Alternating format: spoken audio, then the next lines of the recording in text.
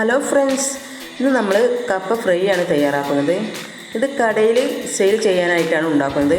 അതായത് 15 കിലോ കപ്പ തൊലി കളഞ്ഞ് നന്നായിട്ട് കഴുകിയെടുത്തതാണിത്. ഇത് നമുക്ക് കട്ട് ചെയ്തെടുക്കണം. വളരെ നൈസായിട്ടാണ് ഇത് നമ്മൾ കട്ട് ചെയ്തെടുക്കുന്നത്. എല്ലാം ഇതുപോലെ ചെയ്യണം. അതിലേക്ക് കുറച്ച് ഉപ്പുവെള്ളം കൂടി നമ്മൾ തയ്യാറാക്കി വെക്കണം.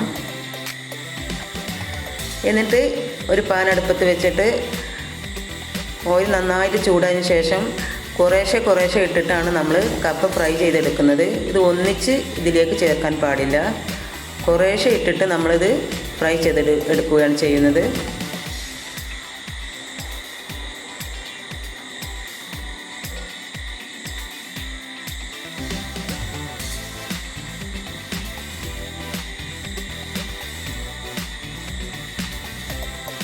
നന്നായിട്ട് ഫ്രൈ ആകുമ്പോൾ നമ്മൾ ഇതിലേക്ക് ഉപ്പുവെള്ളം ചേർത്ത് കൊടുത്തിട്ടുണ്ട്.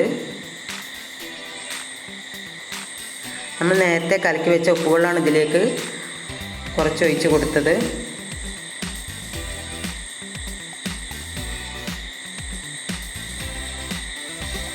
ഇത് നന്നായിട്ട് ഫ്രൈ ആയിട്ടുണ്ട്. നമുക്കിത് കോരിയെടുക്കാം.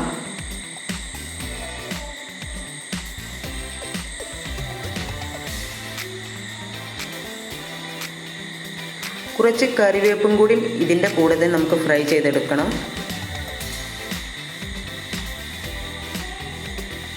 നമ്മളിപ്പോൾ എല്ലാം ഇവിടെ ഫ്രൈ ആയിട്ടുണ്ട്. ഇനി നമുക്കിതിലേക്ക് ആവശ്യത്തിന് 2 ടീസ്പൂൺ മുളകും പൊടി വിതറി കൊടുക്കുന്നുണ്ട്. ഇത് ഒന്ന് കുടഞ്ഞിട്ടിട്ട്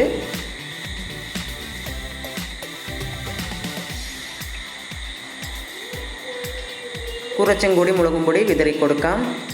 ചാനൽ കാണുന്നവർ സബ്സ്ക്രൈബ് ചെയ്തില്ലെങ്കിൽ തീർച്ചയായിട്ടും സബ്സ്ക്രൈബ് ചെയ്യുക. വീഡിയോ ഇഷ്ടപ്പെട്ടാൽ ലൈക്ക് ചെയ്യാനും കമൻറ്റ് ചെയ്യാനും മറക്കല്ലേ.